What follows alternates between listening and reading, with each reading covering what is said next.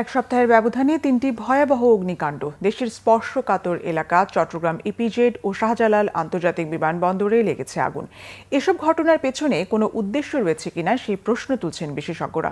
ব্যবসায়ীরা বলছেন, আন্তর্জাতিক বাজারে দেশের সুনাম রক্ষা করতে আগুনের উৎস চিহ্নিত করে এর পুনরাবৃত্তি ঠেকাতে হবে। নাবিল জাহাঙ্গীরের রিপোর্ট। গেল মঙ্গলবার মিরপুরের একটি পোশাক কারখানা ও রাসায়নিক গুদাম, বৃহস্পতিবার চট্টগ্রাম রপ্তানি প্রক্রিয়াকরণ অঞ্চল সিপিইজেডের একটি ভবন এবং শনিবার হযরত শাহজালাল আন্তর্জাতিক বিমানবন্দরের কার্গো ভিলেজে ভয়াবহ আগুন। একদিন পরপর এক সপ্তাহের মধ্যে দেশের কয়েকটি গুরুত্বপূর্ণ স্থানে অগ্নিকাণ্ড আর আগুনের ধরন বিবেচনায় প্রশ্ন উঠছে এর নেপথ্যের কারণ নিয়ে। শাহজালাল এয়ারপোর্টে 2 দিন আগে তারা ইন্টারন্যাশনাল যে কার্গো ভিলেজের সার্টিফিকেট পেয়েছে। তাহলে সার্টিফিকেট কোন ভিত্তিতে পেল, কার আঘাত বা পেলে পরে কার আঘাত লাগলো, 16টা ইজাদারকে এখানে বাদ দেওয়া হয়েছে এবং কোন গ্রুপ এখানে কাজ করতেছে। এখানে কিন্তু দলীয় গ্রুপ কিন্তু কাজ করে বিভিন্ন ইয়েতে, এবং এখানে যে ইকুইপমেন্টটা আছে এই ইকুইপমেন্ট নিয়ে কোনো অবজারভেশন আছে কিনা এগুলো কিন্তু আপনি নিয়ে আসতে হবে।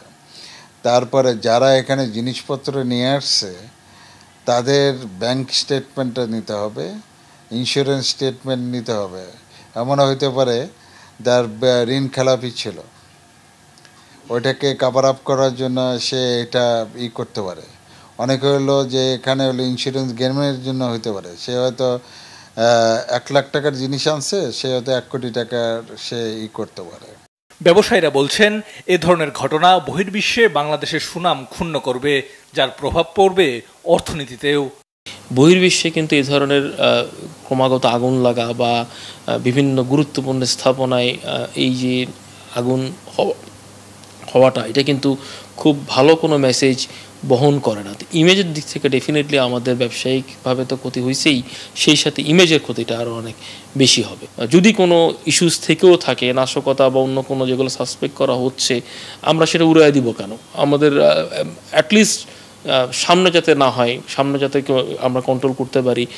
এসব অগ্নিকাণ্ডের পেছনের কারণ খুঁজে বের করে ভবিষ্যতে আগুনের পুনরাবৃত্তি ঠেকাতে কার্যকর ব্যবস্থা নেবে সরকার, এমনটাই প্রত্যাশা। নাবিল জাহাঙ্গীর, বাংলাভিশন, ঢাকা।